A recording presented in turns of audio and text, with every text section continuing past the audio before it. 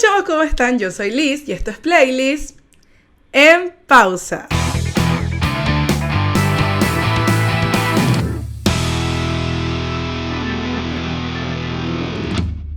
Hola, espero que estén muy bien en el momento que estén viendo este video y hoy es un día especial. Ya saben que cuando tenemos esta toma muy de cerca, muy así, muy acá, tenemos algo especial que hacer. Y el día de hoy, ustedes no se imaginan la emoción que yo manejo porque viene de invitada a este canal la entropía de Valentina Ortiz.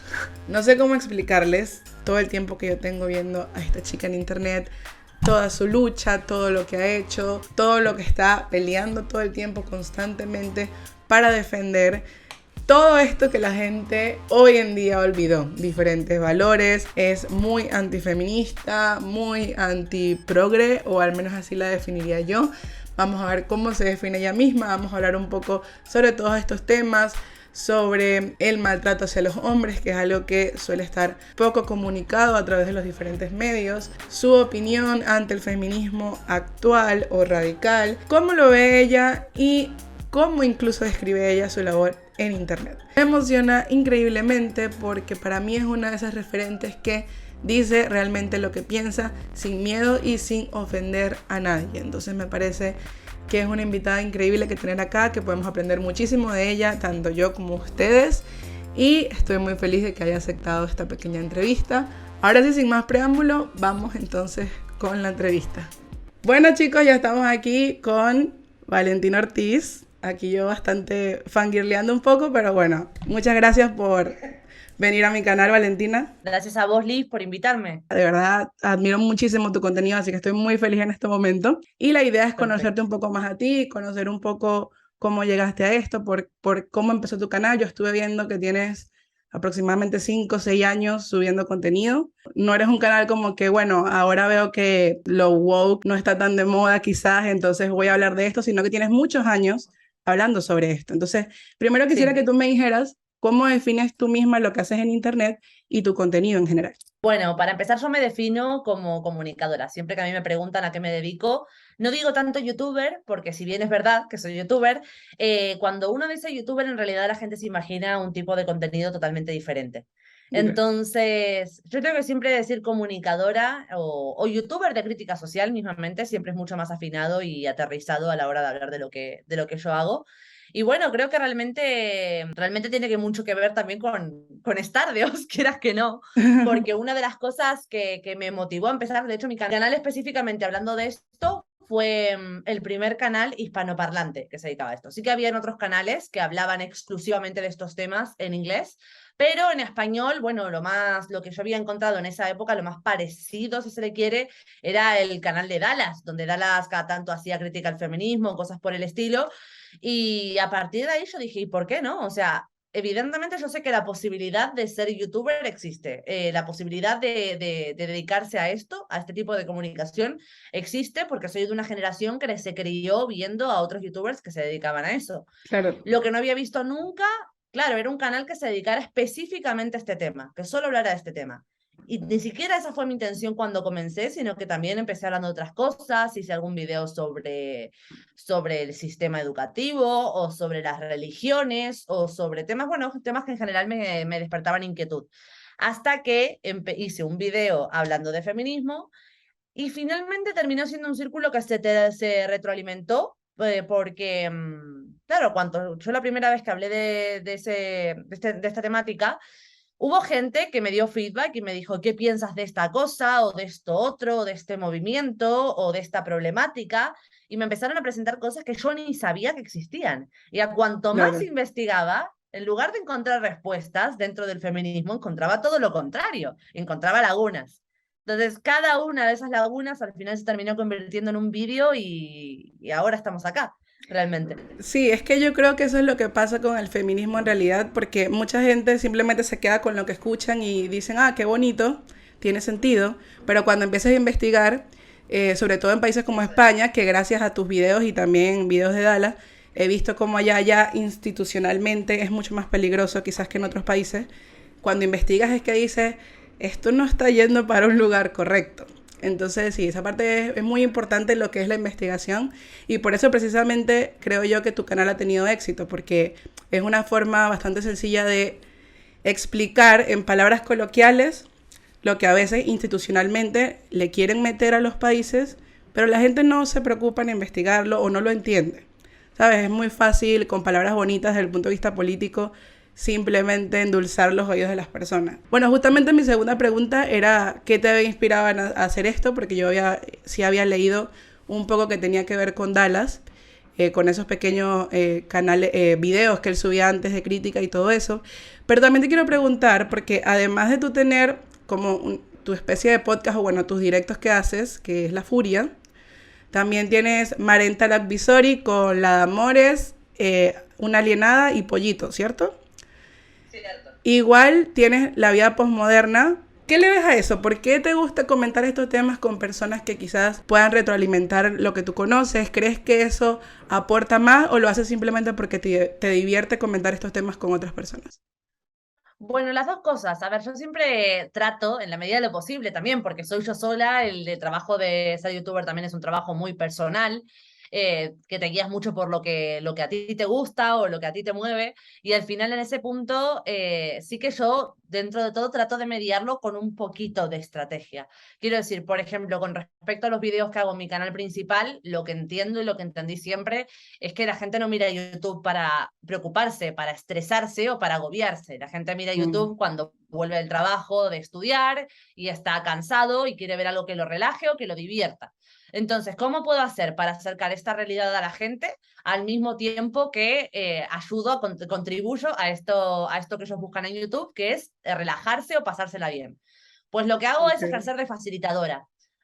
Yo soy la que se come el dato duro, la que se come todo el texto aburrido, la que procesa toda la información y luego busco la manera de presentarlo de una forma que pueda ser divertida o curiosa o que simplemente se haga más ligera.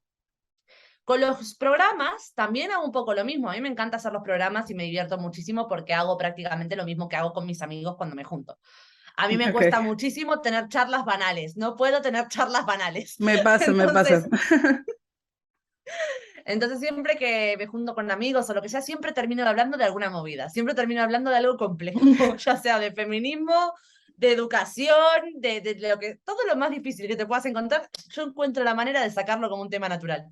Entonces, con los directos sí que es verdad que los disfruto mucho porque tiene mucho de eso, de sentarse con una persona 2 horas a hablar de estos temas, pero por otro también creo que aporta mucho. En Parental Advisory lo veo de alguna manera como que es un programa para chicas, pero con chicas que no están de acuerdo con el feminismo hegemónico, sin ir más lejos, con mujeres que no se identifican Claro. con el feminismo. Hoy en día veo que todo el ocio, todo el entretenimiento que hay para mujeres jóvenes está dirigido siempre a el feminismo es genial, vamos a ser feministas. Y hay mujeres que no se identifican con eso y por tanto se sienten excluidas de un montón de vínculos o de actividades. Sí. Y esto me lo dicen al ver mal en Advisory, que hay chicas que dicen, yo siento que son mis amigas de los fines de semana, que un fin de semana yo salgo con ustedes. Bueno, Y ves justo, ahí justo eso te iba a comentar porque dices que, bueno, con tus amigos también en tu vida real tienen estas discusiones. Me pasa lo mismo, o sea, a mí también me cuesta como, simplemente hablemos de estupideces, ¿no? O no estupideces, pero algo más banal. Pero cuando yo empiezo a hablar con ellos estos temas, normalmente yo soy como el enemigo. Como que la mayoría está más del lado del feminismo, de que racismo, que esto, que lo otro. Entonces para mí es un poco más difícil y he tenido que optar por a veces ni hablar de ese tema. O sea, hace poco tuve una discusión sobre La Sirenita que duré como 1 hora y es que ya no quería hablar más del tema, de verdad. Es como que no, no, de verdad. Entonces, en tu caso, con tus amigos también, en tu día a día, igual estás rodeada de gente que suele pensar igual que tú o si tienes como amigos cercanos que están completamente contrarios a tu opinión. Mira, al principio me pasaba más eso. Es decir, que cuando yo comencé mi canal, de alguna manera fue como salir del armario ideológico. Yo soy bisexual, nunca sentí que tuviera que salir de ese armario, pero sí que he tenido que salir de otro armario, que es el ideológico.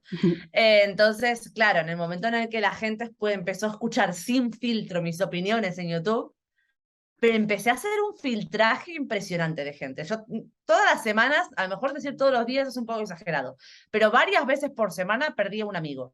Siempre. Qué fuerte. Y así sucedió durante un par de años. O sea, o sea, todas las semanas era una desilusión nueva. Digo, bueno, otra persona más que pierdo porque no se puede hablar con ella. Entonces, hoy en día ya como que ese filtraje ha terminado y los que se han quedado, para empezar, he hecho un montón de amistades nuevas. Pero por otro también la gente que se ha quedado es gente que, pese a que pueda estar en desacuerdo conmigo, está súper abierta al diálogo, le gusta el debate, es gente tolerante, que es capaz de convivir y tener amistades que opinen diferente a ellos. Hoy en día no me pasa tanto, por suerte, pero antes sí. No, sí, a veces es complicado esa cuestión de el salir del closet ideológico. O sea, me quedo con esa frase, me voy a poner una camisa porque, o sea, yo siento que me pasa lo mismo y a veces me pasa con Stardios, o sea, yo que subo contenido a Stardios, la mayoría de mis amigos no ven mis videos en Stardios, como que los que ven mis videos son gente de Twitter y ya, y siento que cuando se enfrenten a mis videos, por ejemplo, hay uno que dice, no me considero feminista, o qué sé yo, lo de, por ejemplo, voy a subir uno sobre la sirenita y todo ese tipo de cosas, es como que a veces prefiero que ni siquiera los vean, pero es por eso, porque estoy en un closet, medio closet ideológico. Trato de luchar con eso, pero a veces es complicado. Es complicado y además tienes que enfrentarte a que mucha gente va a estar en desacuerdo contigo y no va a querer ser más tu amiga por eso, es increíble. Pero Sí, bueno, sí, sí, sí, yo conozco gente cercana que de verdad o sea, chicas que se han alejado de todos los hombres porque simplemente ahora consideran que ellas son superiores moralmente que los hombres en general. Y hablando, bueno, del tema de los hombres, tú has trabajado con asociaciones en general para ayudar a hombres maltratados. Eso me interesa mucho porque tú le puedes decir a una mujer feminista hombres maltratados y se pueden reír. sí, Literalmente se pueden ¿qué reír. va a hacer? Sí, entonces, para mí es, o sea, de hecho tú tienes, aquí lo tengo escrito, tú tienes en tu Twitter, en la descripción, activistas por los derechos de los hombres. ¿Cómo has llevado esto? ¿Cómo se maneja el hecho de que mucha gente pueda decir, ah, un hombre maltratado? O sea, qué tontería. ¿Cómo lo manejas tú para que, no sé, esos comentarios no te afecten? ¿Y cuáles son esos casos que más te han llegado de hombres maltratados? ¿Cómo se maltrata más a los hombres en tu experiencia, según lo que tú has visto? Bueno, a ver, vamos por partes. Para empezar con respecto a si me han llegado a increpar con respecto a ser activista por los derechos de los hombres, etcétera, sí me ha pasado y me sigue pasando. Y cada vez que me involucro en algún debate en redes sociales, lo primero que hacen, evidentemente cuando se quedan vacíos de argumentos, pues entran en mi perfil para ver a qué se pueden agarrar para contestarme. Y Claro. lo que siempre agarran es activista por los derechos de los hombres. Ja, ja, ja, ja, ja, ja, ja, ja, ja, ja, ja, ja. Risas en mayúscula larguísimas. Me encuentro siempre, siempre, siempre. Yo me pregunto, ¿qué les resulta tan gracioso? Yo me pongo en su cabeza y logro entender por qué se ríen. Porque en su mente, la cosmovisión pequeñísima y reducida que ellos tienen, realmente ponerse como activista por los derechos de los hombres es como ponerse activista por los derechos de los millonarios para ellos. Es Exactamente. como que, ¿por qué una persona que no es millonaria se tiene que poner a ser activista por los derechos de los millonarios? Lo piensan de esa manera, porque se cree en el discurso de que existe un privilegio sistemático hacia los hombres, cosa que por supuesto no es cierta. Pero, sinceramente, o sea, esa gente a la que le falta muchísimo, creo yo, para que se pueda llegar a hablar con ellos. Hay gente que es muy joven, hay muchos adolescentes en esto, que yo creo que el día de mañana, no sé si soy demasiado optimista, se van a dar cuenta de que les vendieron la moto, como dicen acá en España. Se van a dar cuenta de todo lo que les hicieron defender que no se condice con la realidad. Entonces, también creo que, bueno, la gente que está tan cerrada que ni siquiera puede escuchar un título como activista por los derechos de los hombres sin reírse, no es gente con la que valga la pena debatir. Quien está dispuesto a debatir, por lo menos, está dispuesto a escuchar qué es lo que tenés para decir. Aunque después te diga, me parece una soberana estupidez, por lo menos te escucharon. Correcto. Y luego, con respecto al maltrato hacia los hombres, una de las cosas que me he dado cuenta es que los hombres mayoritariamente no son conscientes de que están siendo víctimas de maltrato. La mayoría de ellos no son conscientes, no se dan cuenta. Y cuando yo he trabajado con estas asociaciones, por ejemplo, hemos recibido casos de hombres que venían porque se querían divorciar o porque su pareja ya estaba empezando a afectar a sus hijos. Porque la Okay. madre de los niños o sus nuevas parejas estaban empezando a maltratar a sus hijos. Y ahí sí son capaces de darse cuenta. Cuando se empiezan a meter con sus hijos, lo ven en sus hijos y piden ayuda por sus hijos. Fue un caso que recibimos, por ejemplo, que el hombre estaba viendo que esto empezaba a dañar la relación con sus hijos, la confianza que los hijos tenían en otras personas, etcétera, y se acercó a la asociación pidiendo ayuda, diciendo que, bueno, que creía que la relación con su mujer y madre de sus hijos no le estaba haciendo bien a los hijos. Cuando le empezamos a preguntar y nos empezamos a interesar más en los detalles de la relación que tenía este hombre con su pareja, nos damos cuenta de que el hombre llevaba años sumido en una relación de maltrato muy bestial. El hombre, para empezar, tenía controladas todas sus cuentas, el único que trabajaba era él. La mujer tenía acceso a todas sus cuentas y a él no le permitía retirar su propio dinero, lo retiraba solo ella. El hombre trabajaba en una clínica y la mujer le había puesto cámaras de seguridad de la clínica para verlas Uf, desde su móvil, para ver que ninguna mujer fuera. qué terrible. Le tenía clonado la computadora y el teléfono celular para revisarlo desde su móvil. Le podía revisar todo, todo. Tenía acceso hasta su alma, si quería. No colaboraba en nada con la economía del lugar, del hogar, ni con el cuidado del hogar, ni en el mantenimiento y el cuidado de los niños, en absolutamente nada. Y te voy a contar lo peor, Liz. Este hombre veía a su madre a escondidas porque no podía ver a su mamá. Porque una vez saludó a su mamá con No, un beso en la mejilla y la tipa se puso loca y le prohibió ver a su propia mamá. qué terrible, qué terrible. Y lo que dice de que ellos no se dan cuenta, hay todo un discurso alrededor de esto, incluso en las redes sociales y chistes que suman a esto, a que no se den cuenta. Porque si nosotros viéramos eso, no nosotras, pero mucha gente viera eso desde afuera, diría, ay, qué novia tan tóxica tienes. Pero no es solo tóxica, es una maltratadora psicológica. O sea, quizás no le pega, pero el maltrato es una marca terrible psicológicamente para ese hombre. Y te digo que quizás no le pega porque no tiene la capacidad física para hacerlo, Correcto. porque sabe que saldría perdiendo. Porque si fuera el inverso, probablemente ese tipo de maltrato termina en agresiones físicas. Sí. Y te digo más, Liz, es muy fuerte que, bueno, que mismamente el ejemplo que ponías con respecto a tratar de tóxicas a este tipo de mujeres. Cuando los mismos hechos los comete una mujer, es una tóxica. Cuando los mismos hechos los comete un hombre, es un maltratador. Y es que en Exacto. realidad es un maltratador en ambos casos. Es un maltratador o una maltratadora. Y te digo más, ni siquiera hay posibilidad de que se llegue a una conclusión exacta de cuánto maltrato se enfrentan hoy hombres, mujeres sí, porque mismamente en los colegios secundarios, acá en España, va acá tanto el Instituto de la Mujer o el Ministerio de Igualdad a hacer unos sondeos de violencia en la pareja en edades jóvenes. Las encuestas que les hacen a los alumnos sobre si son o no víctimas de violencia en la pareja. Mientras que el formulario de la chica dice algo como, ¿alguna vez tu pareja te ha revisado el celular? El formulario del chico dice, ¿alguna vez le revisaste el celular a tu pareja? Mm, Entonces, no parten de la base, siquiera, de que un hombre pueda estar siendo víctima del mismo maltrato. claro. Entonces, si no parten de la base de que eso puede pasar y no le entregan ambos formularios a los dos, a ambos géneros, al final lo que va a suceder es que las cifras te salen. Las mujeres sufren mucho maltrato y los hombres no sufren ninguno. No, claro, porque no lo has preguntado. Y sin Exacto. embargo, si te vas a las conclusiones que sacan, bueno, hay un informe que recoge las conclusiones de 1.700 estudios alrededor del mundo sobre violencia íntima de la pareja, que es el PAS, que es el Partner Abuse State of Knowledge. Este informe, que es el más completo que existe hoy en día a nivel internacional, te dice que existe más violencia en la pareja de mujeres a hombres que de hombres a mujeres en las edades más jóvenes, en universidad y secundario. Claro, porque me imagino que ahí hablan de violencia en general, no necesariamente, o maltrato en general, no necesariamente el físico, sino que se están basando en este tipo de actos que a veces consideramos pequeños, pero realmente no lo son y que pueden desencadenar en algo terrible, como el caso del señor.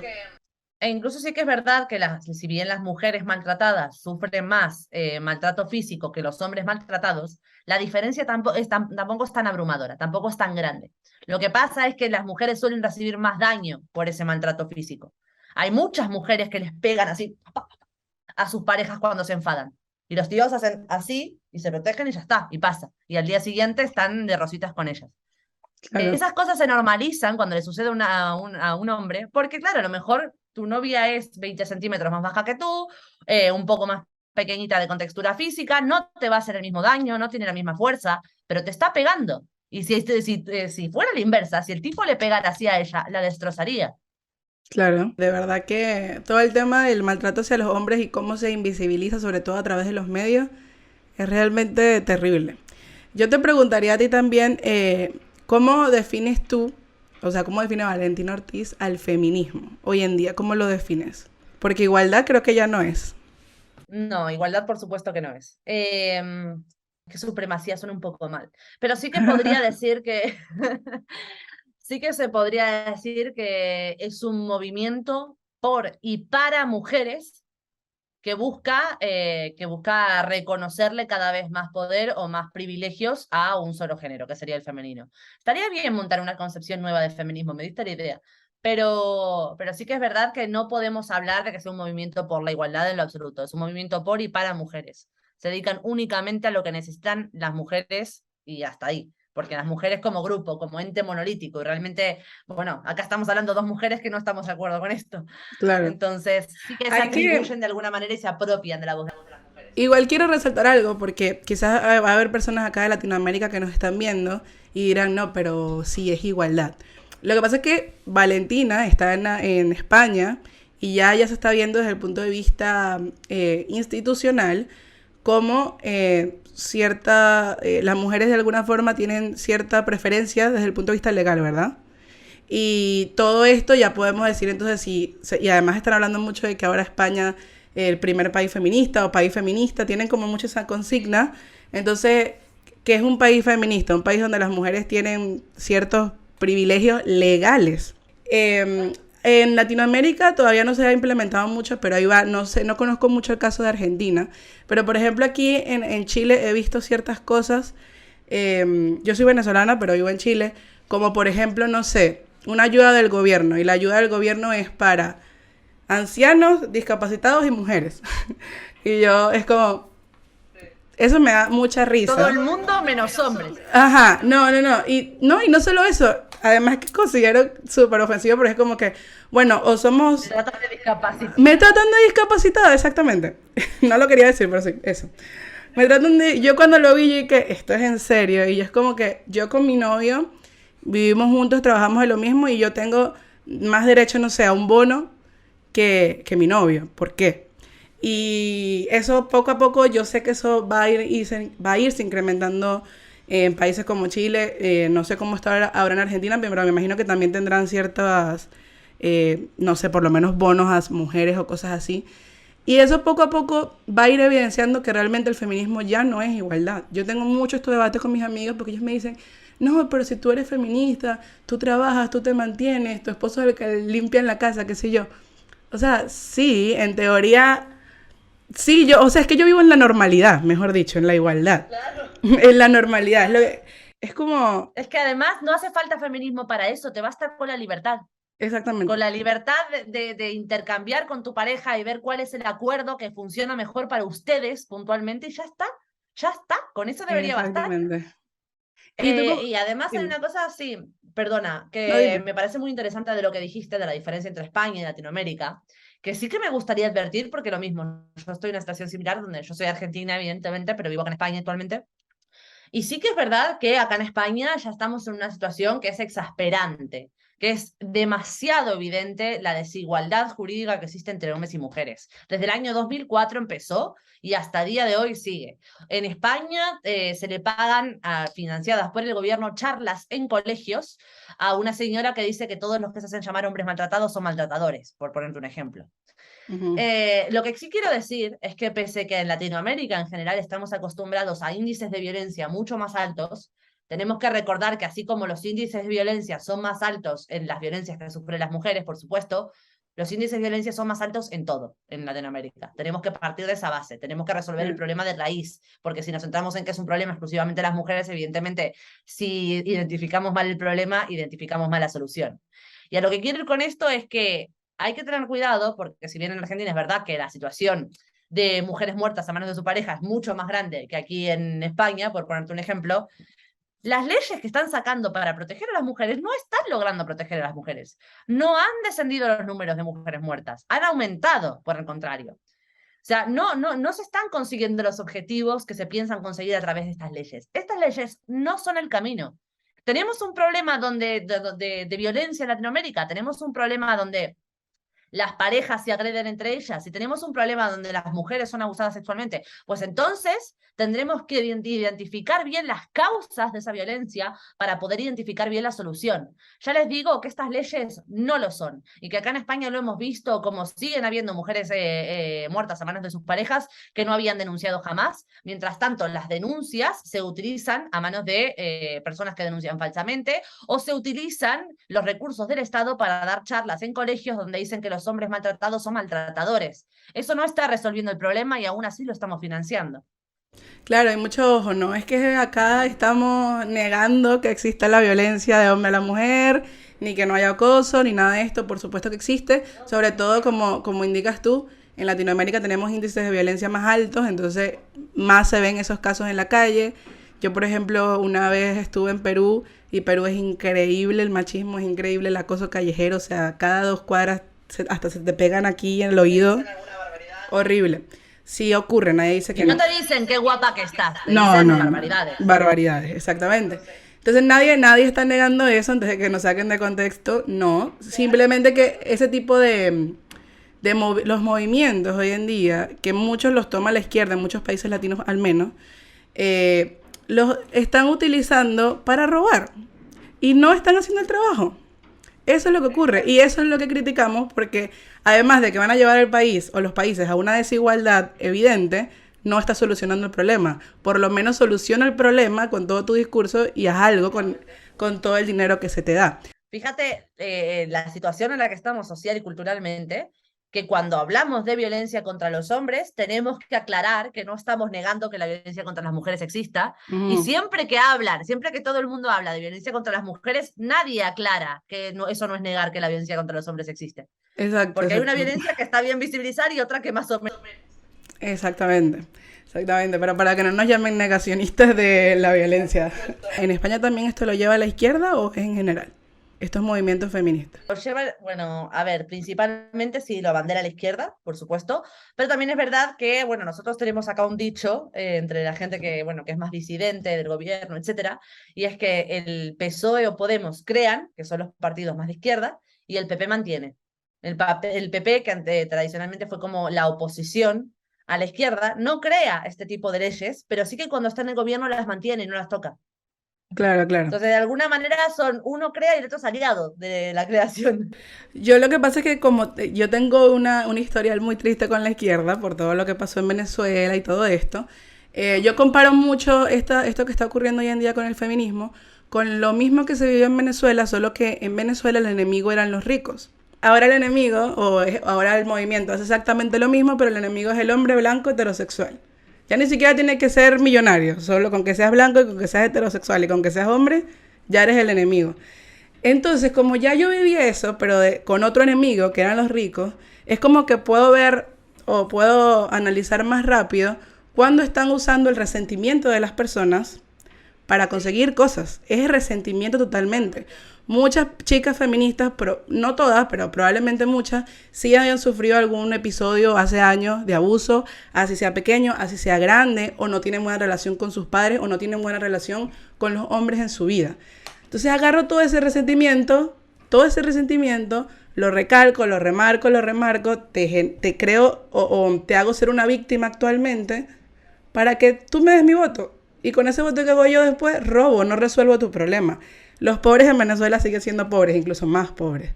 Y por eso, bueno, la mayoría o toda la gente que se ha ido del país. Entonces, siempre veo ese paralelismo porque no es por solo demonizar a la izquierda, obviamente a la derecha todos roban y todos hacen políticas para robar. Pero veo mucho que la izquierda como que siempre se agarra del resentimiento. Mucho. Y me impresiona mucho que de verdad hoy en día incluso veo venezolanos que creen estos movimientos y es como, pero si ya pasaste por eso, ¿cómo no te das cuenta que están haciendo lo mismo? Solo cambiaron de enemigo. Dominan a través del miedo. Dominan a través del miedo, es que es eso. Exactamente. No pueden tener nicho de votantes si no les inoculan el miedo en el proceso. Ya sea el miedo a los millonarios, el miedo al hombre, el miedo a lo que sea, es a través del miedo. Vos tenés un miedo, te mostramos que esto es un monstruo gigante al que no vas a poder combatir solo y luego te ofrecemos la solución. Votanos. Exactamente. Es un enemigo en común, eso está más que escrito y está más que estudiado. ¿Sabes que hace poco yo vi en tu Twitter que fuiste a una marcha a favor de las trabajadoras sexuales y en contra del abolicionismo allá en España? Entonces, en este sentido, ¿no crees que igual un término más correcto para ti sería ser un activista por la igualdad real o por los derechos de hombres y mujeres? Vamos a hacer una pequeña pausa aquí. Si quieres seguir viendo la entrevista con Valentina, no olvides suscribirte en el canal de Stardios para ver los videos exclusivos para suscriptores. Allí va a estar una pequeña segunda parte para que puedan terminar de tener toda la información de esta entrevista. Nos vemos en las suscripciones.